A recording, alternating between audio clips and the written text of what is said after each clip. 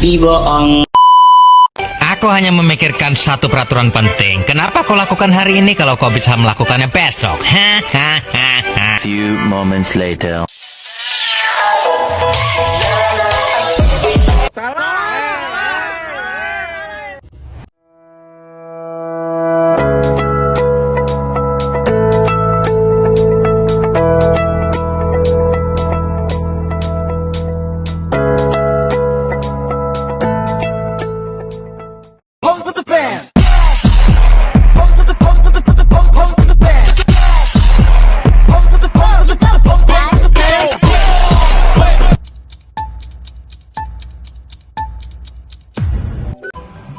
Kali ini kelompok 9 membawakan busines model kanvas berjudul Kerupuk Bantut Pedas. Yang pertama yaitu ada key partners atau kerjasama. Di dalamnya yaitu ada yang pertama hubungan antar sesama penjual kerupuk maupun yang lainnya. Maksudnya di situ apa sih hubungan dengan penjual kerupuk? Jadi kita bisa tahu nih kualitas atau efisiensi dari kerupuk itu sendiri gitu. Dan terkait harga maupun pasokan nanti kita bisa diutamakan kayak gitu. Dan semisal kita nyetok barang banyak itu harga bisa dimurahkan kayak gitu. Itu bukan hanya kerjasama dalam sekali dua kali pengambilan kerupuk. Jadi selanjutnya kita semisal produksi kita sudah tinggal sedikit, jika kita mau pulak bahan baku, kita bisa diutamakan dalam pengambilan bahan baku itu dengan harga yang pasti ada harga yang murah kayak gitu, ada potongan harga, dan juga bisa diutamakan dalam pengambilan bahan baku kayak gitu. Kedua yaitu ada jasa pengiriman. Masuk dari jasa pengiriman ini gimana sih gitu ya. Jadi semisal kita kan jasa pengiriman ada keandalan atau efisiensi.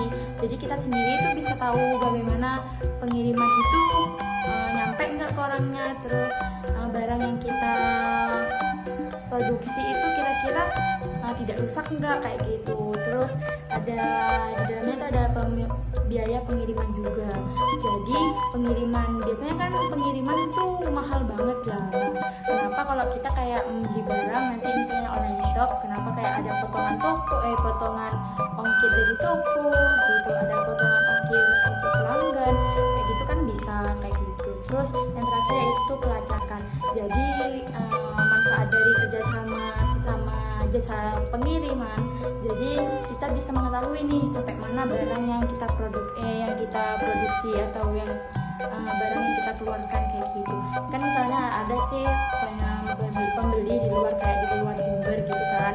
Jadi kan kita menggunakan jasa pengiriman biar kita tuh tahu barang kita ini sudah sampai mana ya, sudah tepat di tangan konsumen atau belum kayak gitu. Selanjutnya yaitu ada key aktivitas. Nah, key aktivitas yaitu terdiri dari produksi. Masuk dari produksi sendiri itu gimana sih ya? Jadi produksi yang dimaksud itu kita memproduksi barang.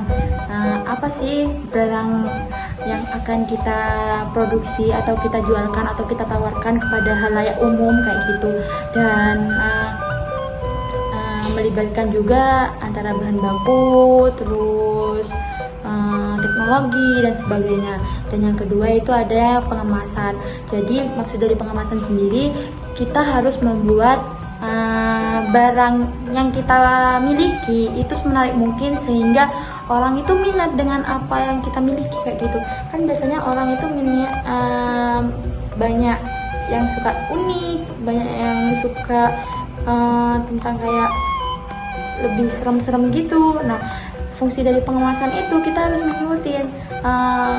Kita mau peminat produk kita itu kerupuk Bantut khususnya orang-orang yang pedas gitu. Jadi kita harus membuat pengemasannya itu kayak ada api-apinya kayak gitu. Dan selanjutnya yaitu ada pemasaran.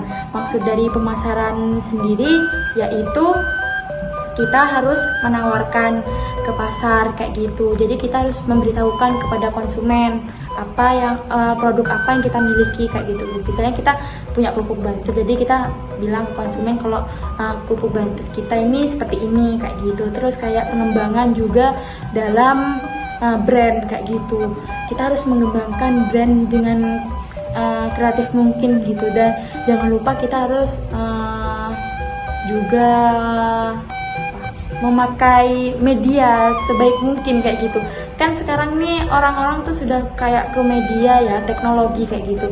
Kebanyakan masyarakat sudah beralih pada teknologi kayak di TikTok dan sebagainya. Jadi kita bisa lewat situ. Terus ada promo marketing.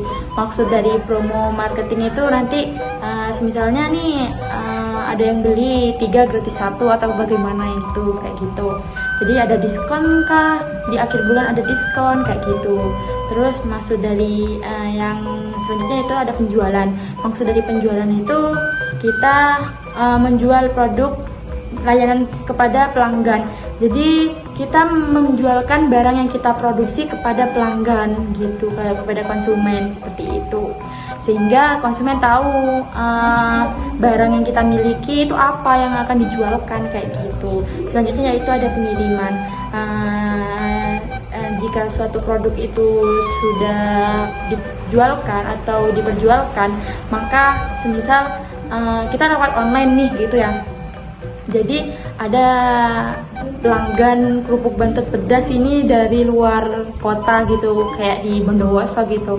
Nah, kita harus bagaimana cara mengirimkan barang tersebut kayak gitu. Kita harus kayak lewat Gojek atau lewat Grab kayak gitu, media transportasi gitu, dalam media transportasi kayak gitu. Selanjutnya yaitu ada key resource atau kebutuhan.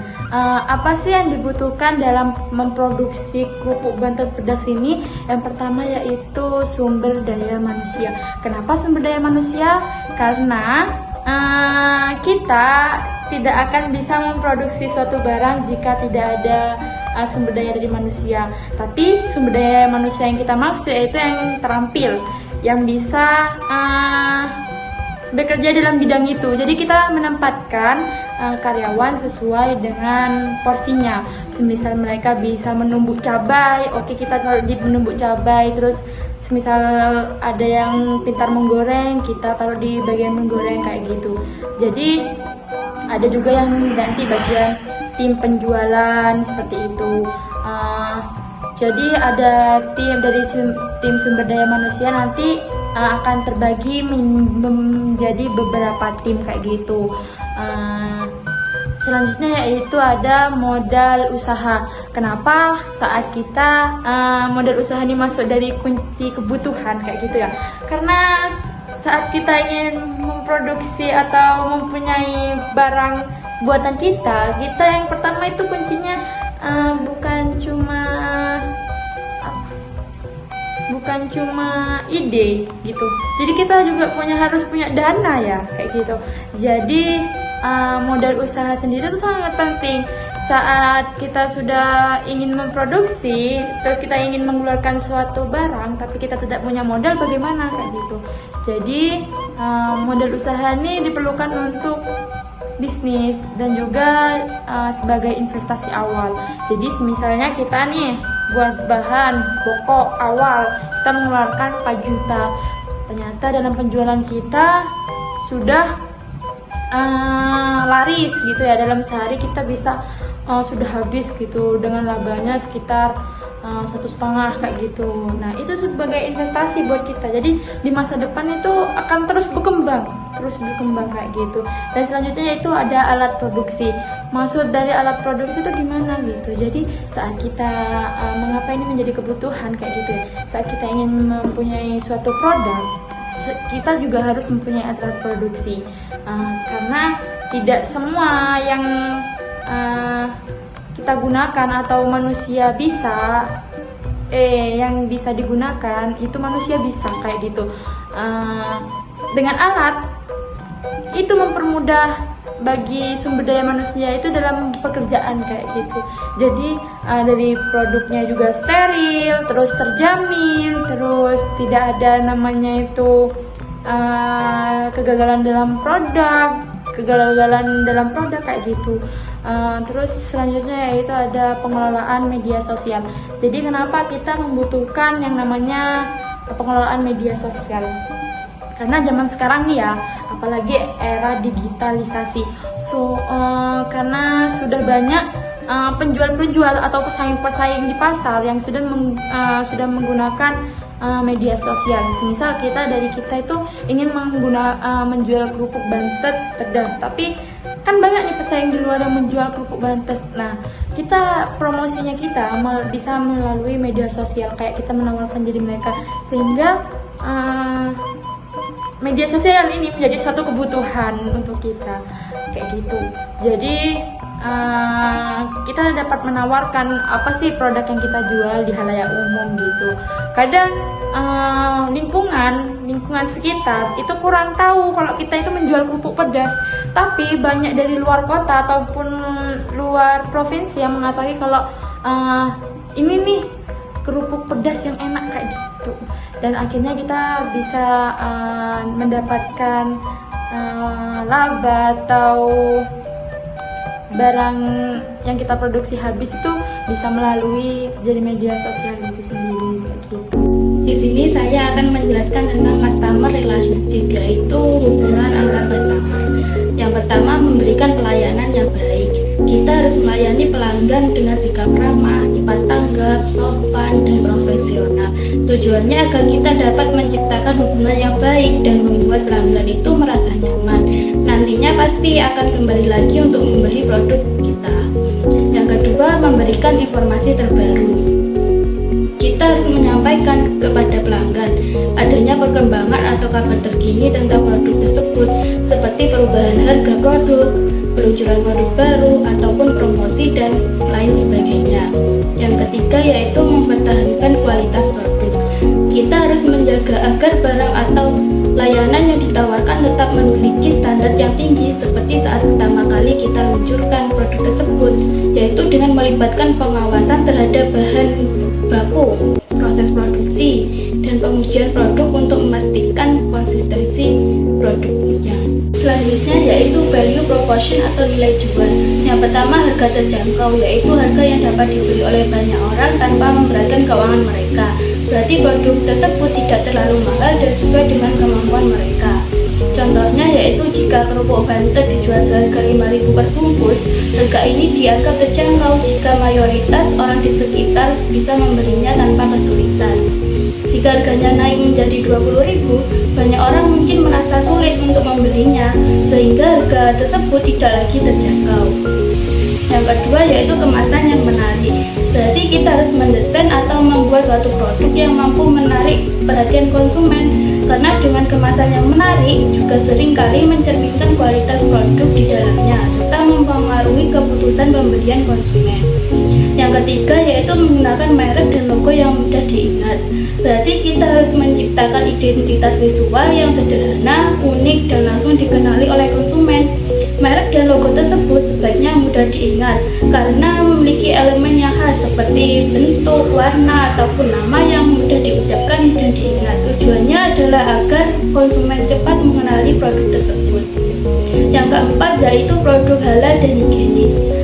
Berarti barang atau makanan yang diproduksi sesuai dengan prinsip syariat Islam dan memenuhi standar kebersihan yang tinggi.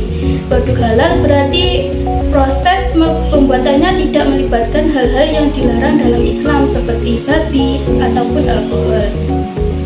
Sementara produk higienis ini mengacu pada proses produksi yang menjaga kebersihan dari bahan baku hingga pengemasannya. Selanjutnya yaitu channel untuk menjual sebuah produk. Yang pertama, penjualan secara offline, yaitu proses menjual produk secara langsung di lokasi fisik seperti toko, pasar, atau tempat usaha lainnya. Dalam penjualan offline ini, pelanggan bisa melihat, menyentuh, atau mencoba produk sebelum membelinya, dan biasanya berinteraksi langsung dengan penjual atau staf di tempat tersebut. Yang kedua yaitu penjualan secara online. Kita bisa membeli produk tersebut dengan online, yaitu di media sosial seperti Shopee, TikTok Shop, Tokopedia, dan lain sebagainya. Saya akan membahas 4 elemen biaya yang disebut dalam bentuk struktur pengeluaran. 1. Biaya bahan baku. Biaya bahan baku meliputi semua biaya yang dikeluarkan untuk membeli bahan utama pembuatan kerupuk pantet seperti tepung, bumbu, rempah-rempah, minyak goreng, air, dan bahan tambahan lainnya. Yang kedua, biaya produksi. Biaya produksi, biaya yang dikeluarkan dalam proses pembuatan kerupuk. Faktor-faktor utama yang termasuk dalam biaya produksi adalah tenaga kerja. Yang kedua, utilitas seperti listrik, air, gas. Yang ketiga, perawatan alat. Yang ketiga, biaya kemasan. Kualitas kemasan sangat penting karena berhubungan dengan daya tarik visual produk. Biaya ini meliputi bahan kemasan, desain dan percetakan, dan labeling. Yang keempat, biaya pemasaran. Pemasaran adalah bagian penting dari bisnis untuk mempromosikan produk. Biaya pemasaran bisa meliputi iklan digital, promosi offline, dan sponsorship dan event. Selanjutnya saya akan menjelaskan keuntungan pendapatan utama dari penjualan kerupuk pantet. Pendapatan utama dari bisnis ini diperoleh dari penjualan produk kerupuk pantet kepada konsumen. Berikut adalah beberapa jenis pendapatan yang bisa diperoleh. Pertama, penjualan secara langsung, bisa ke toko fisik, pasar tradisional, kios, dan gerobak, dan lain-lain. Yang kedua bisa secara online, seperti marketplace, website, atau toko online sendiri, media sosial seperti Facebook, Instagram, dan lain-lain. Selanjutnya akan menjelaskan tentang target pasar. Target pasar yang pertama adalah mahasiswa dan pelajar. Target pasar ini sangat menarik karena mahasiswa dan pelajar umumnya menyukai makanan ringan yang sangat terjangkau, praktis, dan dapat dinikmati kapanpun. Yang kedua adalah pecinta makanan pedas. Pecinta makanan pedas merupakan segmen yang selalu mencari tantangan baru dalam hal rasa. Mereka menyukai makanan yang bisa memberi sensasi pedas yang menggugah selera.